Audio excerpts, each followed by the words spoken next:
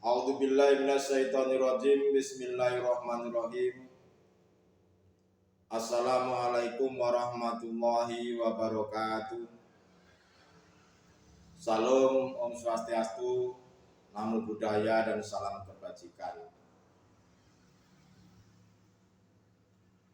Alhamdulillah, pada kesempatan ini kita masih diberikan kesempatan bertemu, walaupun pertemuan ini hanya lewat udara. Semoga apa-apa yang akan kami sampaikan bisa bermanfaat buat kita semuanya. Saudara-saudariku rahimakumullah. Untuk itu, izinkanlah kami pada hari ini memberikan sebuah tema atau makalah dengan judul Allah tidak membutuhkan perantara atau pembantu.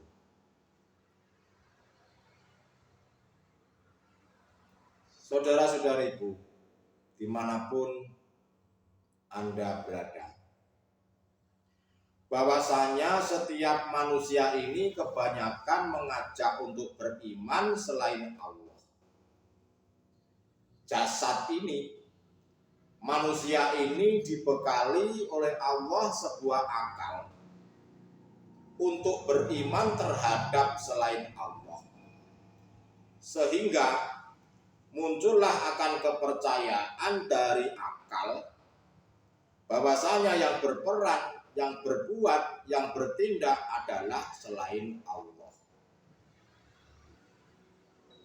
Hal ini semata-mata untuk melakukan suatu proses manusia ini mengalami, yaitu kemusyrikan. Kebanyakan seperti itu.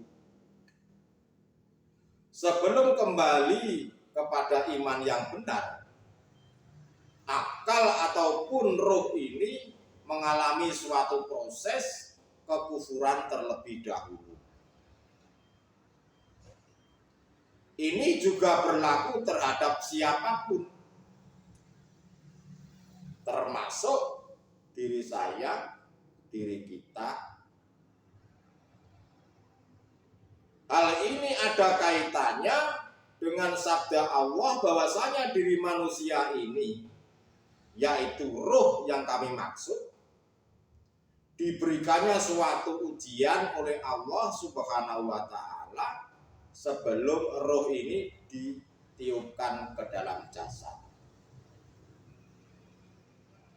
Bahwasanya Allah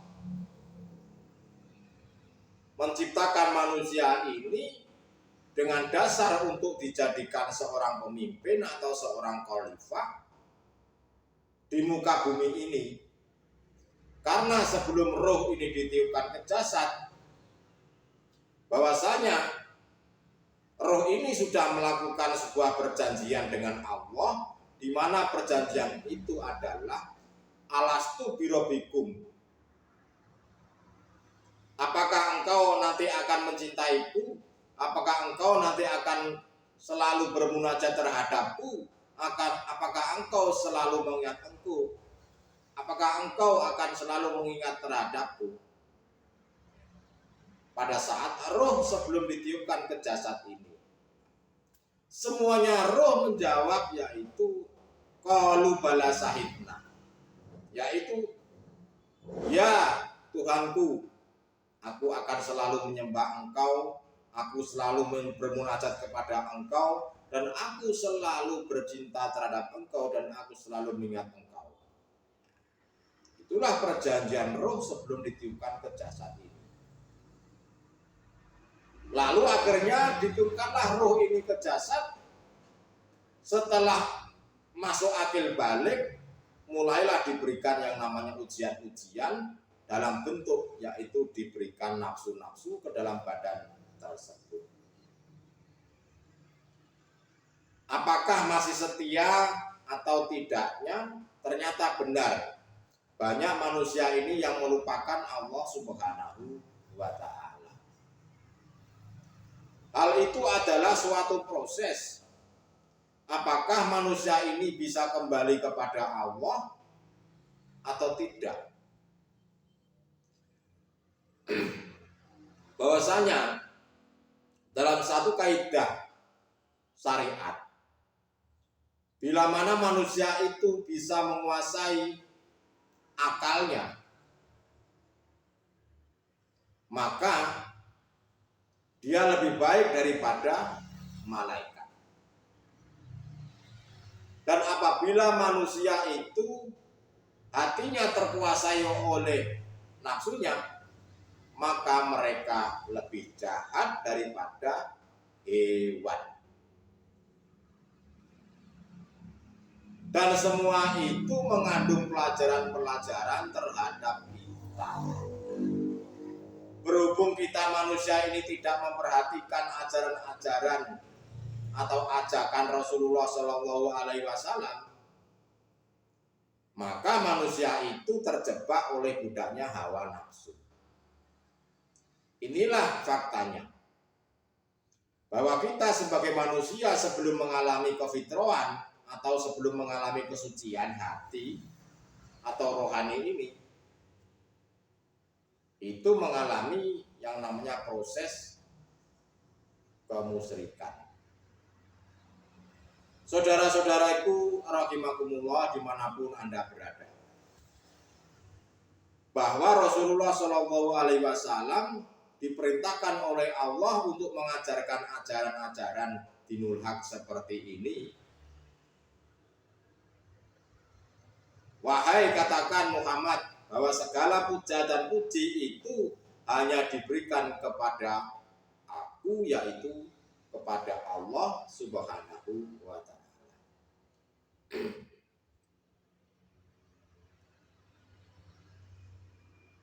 Allah itu tidak memiliki anak. Artinya apa? Allah itu tidak bersekutu terhadap apapun. Dan Allah itu tidak ada yang menyamainya.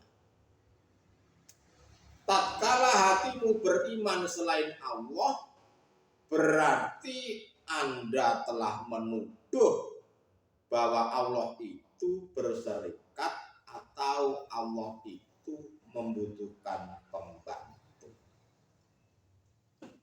Itu berarti hati kita masih tergolong musyrik atau syirik. Contoh, saya beriman adanya malaikat dan lain-lain sebagainya. Ini kalau konteksnya masih dalam syariat, masih menggunakan akal basariah ini, dan kita dibimbing untuk mengimani dalam konteks akal ini, kita pasti yang berperan itu adalah malaikat. Atau menurut isi kepala kita ini, beriman selain Allah yang bisa berperan. Itu sudah pekerjaannya akal. Karena akal ini hanya berpikir tentang logika yang dilihat mata ini. Tidak pernah mau turun ke dalam hati atau basiroh ini. Itu yang mengakibatkan iman kita masih cacat dipandang oleh Allah Subhanahu wa Ta'ala. Tinggal pertanyaannya, hatimu ini terseret atau tidak? Hanya di situ. Ini masih kontroversi buat ahli kitab yang belum mengenal ajaran dinul haq, buat saudara-saudara kita yang belum mengenal ajaran hakikat dan makrifat, ya pasti mengakibatkan kontroversi, mengakibatkan perselisihan. Jika diri kita manusia ini masih menggunakan akal.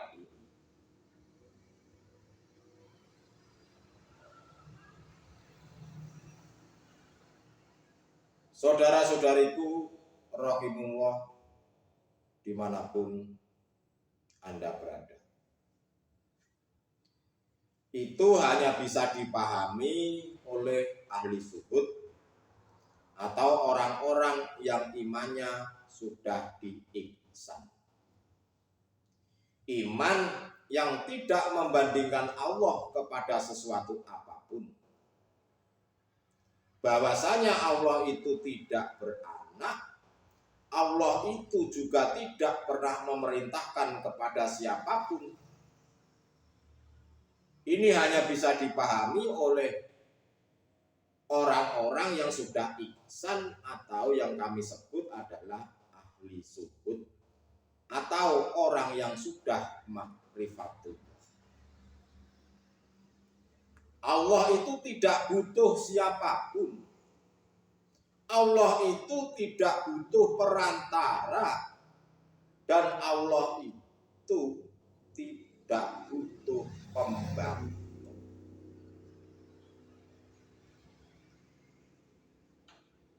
Ini tidak akan bisa dipahami oleh ahli hijab. Ya karena ahli hijab duduknya masih di syariat, belum di makrifat, masih di nurul iman, belum nurul ihsan. Inilah perlunya belajar tauhid ya seperti ini, agar kita kelak bisa selamat di akhirat. Karena akhirat itu sesungguhnya kehidupan yang kekal, kehidupan yang benar-benarnya nyata, kehidupan yang sesungguhnya. Karena di dunia ini hanyalah kehidupan yang fana, yang kehidupan itu seolah-olah diberikan memang untuk ujian terhadap manusia ini sebagai khalifah pemimpin di muka bumi.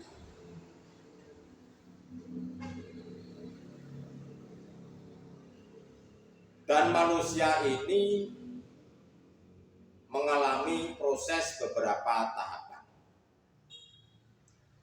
yaitu nurul iman. Nurul iman itu apa maksudnya? Maksudnya itu cahayanya iman. Ya, namanya cahaya baru cahaya saja. Sebagai rukun iman, mengapa hati ini beriman bahwasanya selain Allah itu kita imani sebagai rukun iman?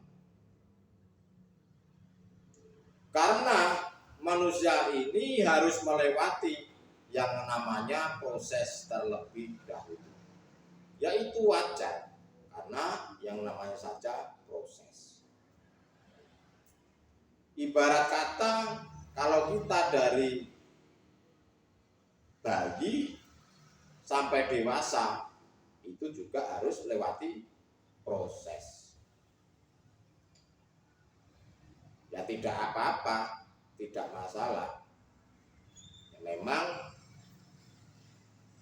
dari syariat, tarekat, hakikat sampai makrifat. Tetapi pertanyaannya, apakah kita ini hanya mau di syariat saja?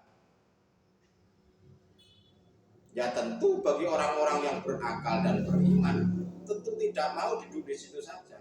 Pasti keimanannya ingin ditingkatkan. Itu bagi orang-orang yang berakal. Tapi kalau yang tidak mau menggunakan hatinya ini, ya Allahu a'lam. naikkanlah iman kita bahwasanya selain Allah itu tidak ada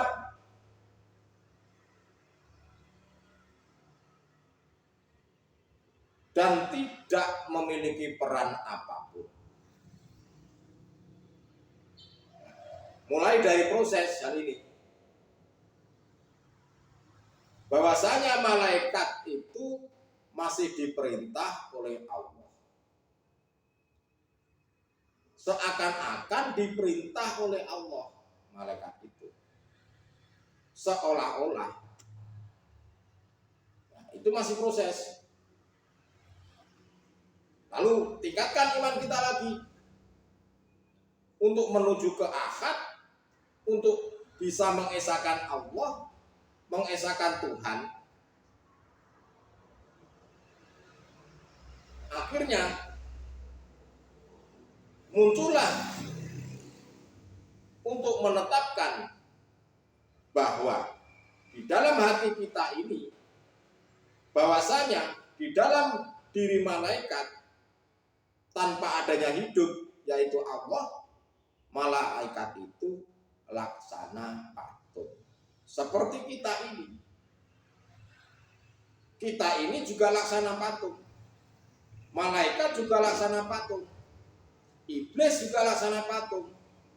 Apapun di alam semesta ini sesungguhnya laksana patung. Tanpa adanya hidup di dalam diri manusia, tanpa adanya hidup di dalam diri malaikat ataupun iblis, atau alam yang meliputi ini, ya tidak bisa apa-apa. La haula wa la quwata illa billah. Tidak ada daya dan upaya tanpa pertolongan Allah Subhanahu wa ta'ala.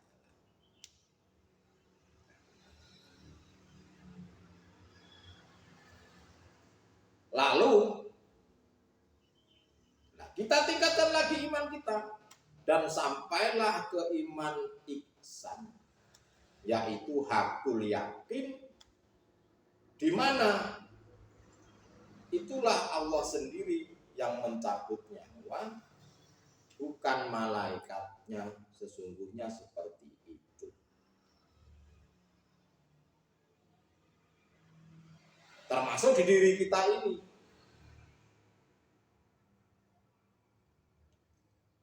Kan sudah dibilang bahwa menyekutukan Allah itu adalah dosa yang besar dan tidak pernah diampuni.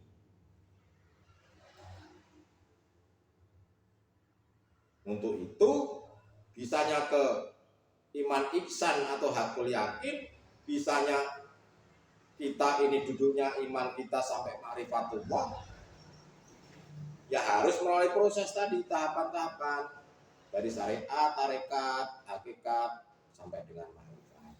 Ya, caranya apa? Dengan caranya ya belajar tentang tauhid ilahiyah.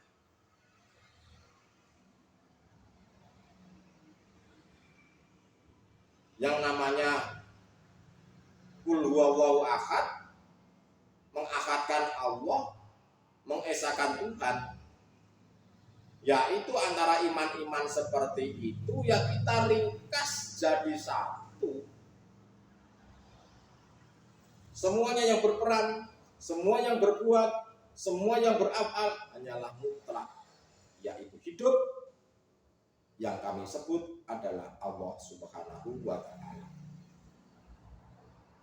atau Tuhan yang Maha Tunggal.